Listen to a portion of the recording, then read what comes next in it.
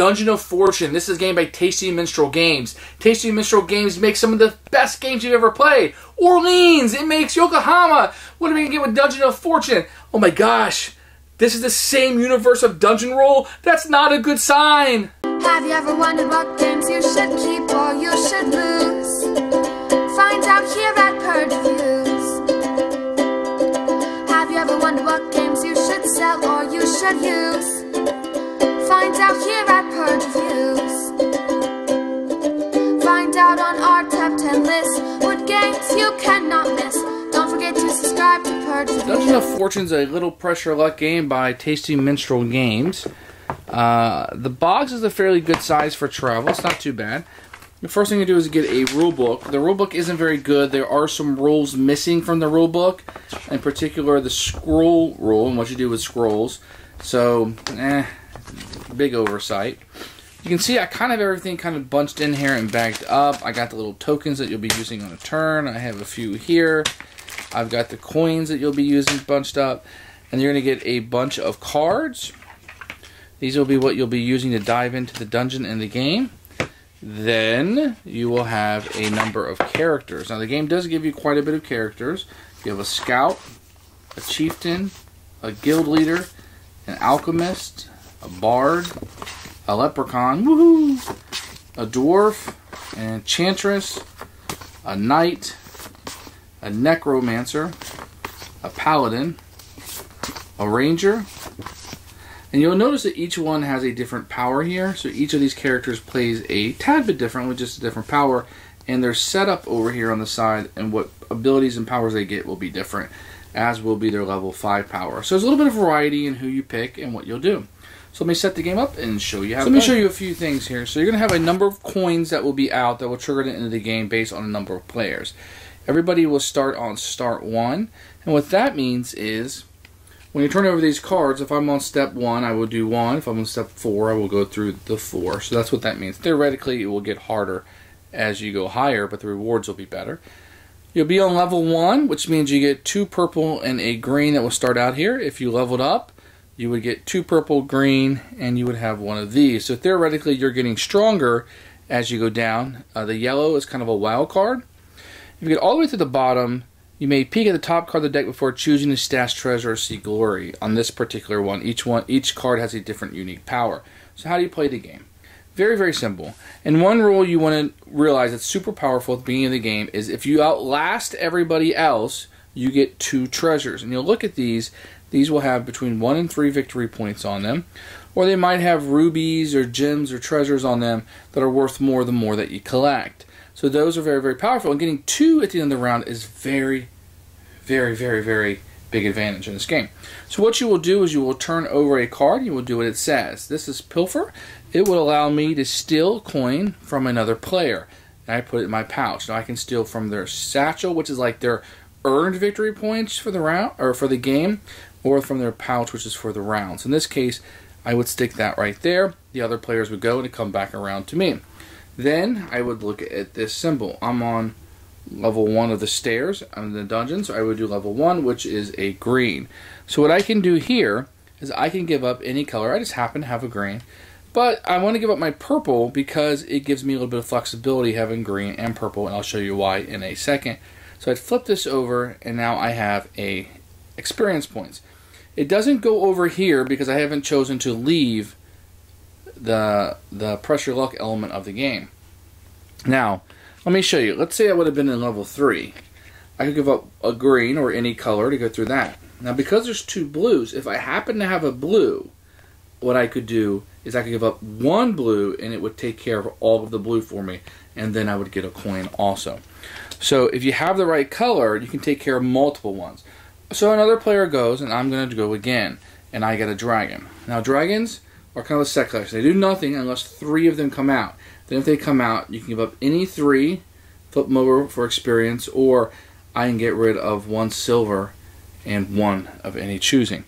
So I'm going to put that there because not that. So everybody else would go and come back to me, and I would get one of these, and I would steal a coin from another player, and I would have a coin there. And then, oh, got another dragon. And everybody else would go and come back to me. I'm still level 1. Now the purple is a thief, so I can flip anybody over. I happen to have a thief, but he reacts a little bit differently. He goes down here in the treasure spot. I don't get an experience point for that, but I do get a treasure coin, which would go into my pouch. Let's keep going. The next player, it's another dragon. Okay, and I don't have enough. I don't have 3 of a kind or purple and something else. I only have 1 green left, so I died. I would lose my treasure. I would lose my experience point, and I basically got nothing for that round because I busted. So not a good round for me.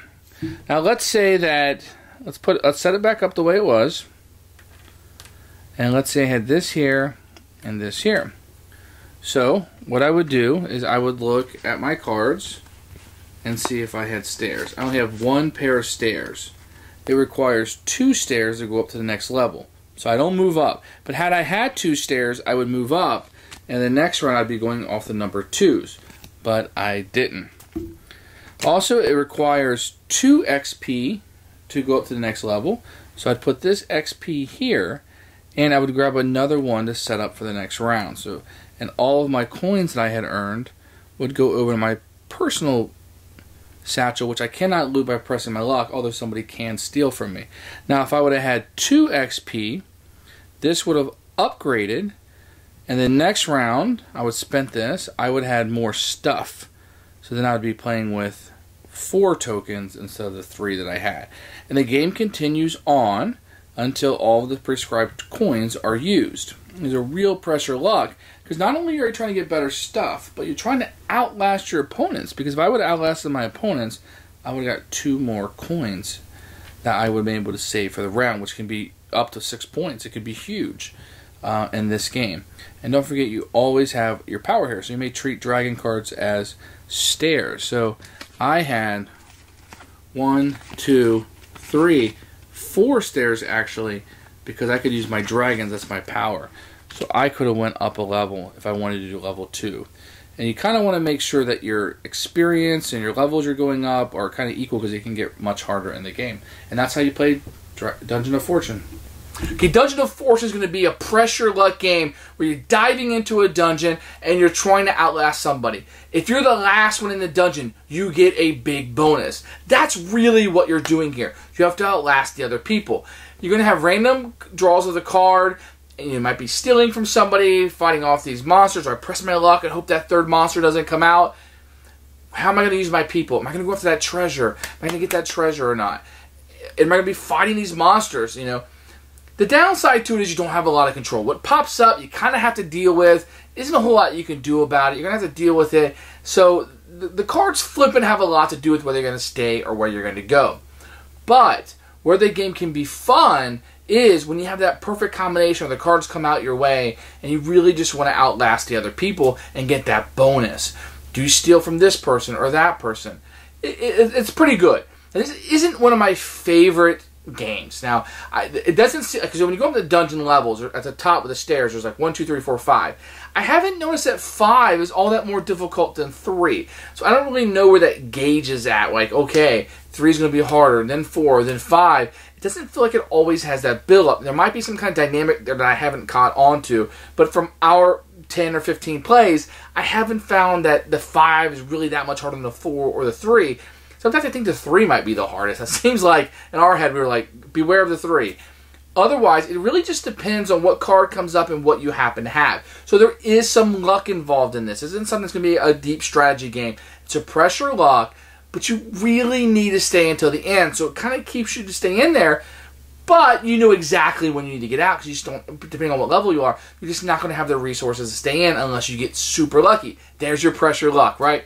So this probably isn't the best pressure luck game I've ever had, but it does have a little bit extra to it. So if Ink and Gold or something like Loot and Run is a little bit too simple, this has a little bit more going on, just a tad bit, not a whole lot, but I am going to recommend this one. Now, this one isn't going to be for everybody. If you're a fan of the Dungeon Delve and you want to pressure luck with that kind of theme, this might be it. It doesn't have that classic pressure luck to it. I feel like there's a little bit more going on with these constraints, and you know when you need to get out a little bit more. With Ink and Gold, I don't always know when I want to get out. That second card, it could be anywhere in the deck, really. It could be on the bottom, I don't know.